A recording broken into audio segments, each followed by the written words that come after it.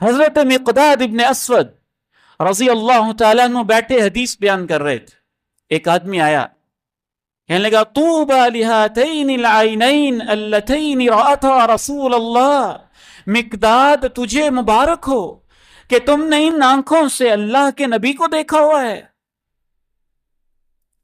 کاش میں نے بھی دیکھا ہوتا، میں بھی اس دور میں ہوتا. حضرت مقداد غصے میں لال پیلے ہو گئے، ساتھ ہی پریشان ہو گئے.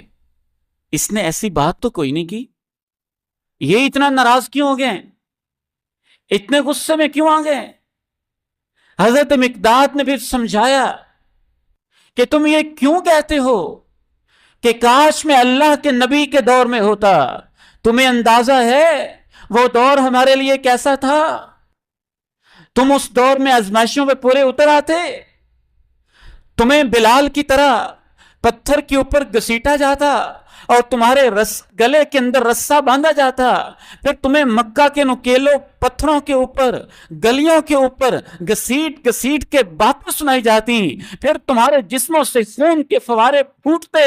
کیا گارنٹی ہے کہ تم بلال کی طرح عہد عہد کہتے رہتے؟ حضرت مقداد نے کہا تم نہیں جانتے ہم کن آزمائشوں سے گزرے.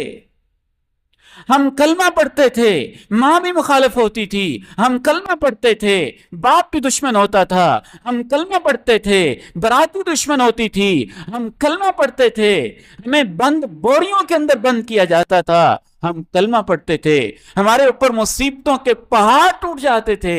اگر اللہ نے تمہیں ان آزمائشوں سے بچایا ہے تو تم ان آزمائشوں کی خواہش کیوں کرتے ہو؟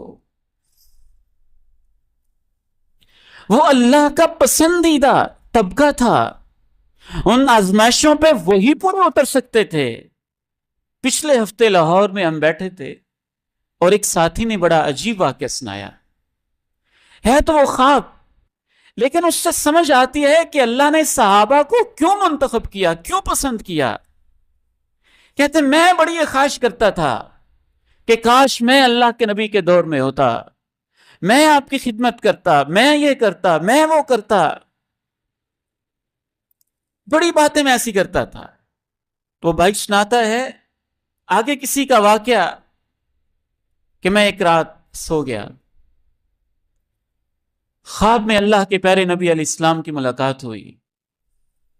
میرے پاس میری اپنی گاڑی تھی، اللہ کے نبی علیہ السلام کو میں نے آگے بٹھایا، آپ تشریف فرما ہوئے اور صحابہ پیچھے بیٹھے.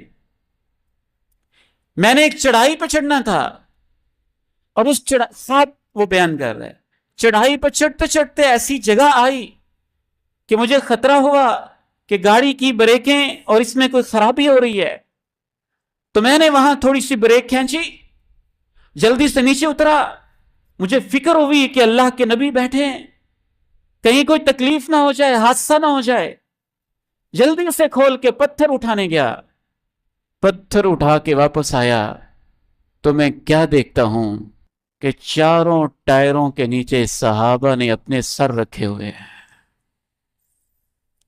میں نے کہا اللہ مجھے معاف کر دے، میں اسی دور کے لائق تھا، میں اس دور کے لائق تھا ہی نہیں. جتنی وفائیں چاہیے تھی، جتنی قربانیاں چاہیے تھی، وہ صحابہ ہی تھے جو دے سکتے تھے، وہ وہی تھے جو ایسی وفائیں کر سکتے تھے. کائنات نے اس کے بعد وہ انسان جنم نہیں دیے جو اس طرح کی قربانیاں دے سکیں. اسی لیے تو جناب عبداللہ ابن مسعود رضی اللہ تعالی عنہ نے کیا خوبصورت بات کہی، ان اللہ تعالی نظر الی قلوب العباد، اللہ نے بندوں کے دلوں کو دیکھا کہ سب سے پیارا دل کس کا ہے. پوری انسانی تاریخ میں سب سے پیارا دل آمنہ کے لال کا، مکہ کے در یتیم کا، دونوں جہانوں کے سردار کا، امام کونین کا تھا، نبی الہجرتین کا تھا، اور رسول اکرم صلی اللہ علیہ وسلم کا تھا. تو اللہ نے اس دل کو دیکھ کے نبوت اور ختم نبوت کا تاج ان کو پہنایا. اس کے بعد اللہ نے دیکھا تو انسانوں میں جو پاکیزہ دل والے تھے ان کو اللہ نے اپنے نبی بنایا. اس کے بعد اللہ نے دیکھا کہ سب سے پاکیزہ دل کن کے ہیں، صاف دل کن کے ہیں، ستھرے دل کن کے ہیں، ایمان والے خلوص والے دل کن کے ہیں. نبیوں کے بعد انسانی تاریخ میں سب سے پاکیزہ دل اللہ نے پایا تو نبی کے دور کے صحابہ کو پایا. تو اللہ نے ان کو اپنے نبی کا ساتھی بنانے کے لیے اللہ نے چن لیا.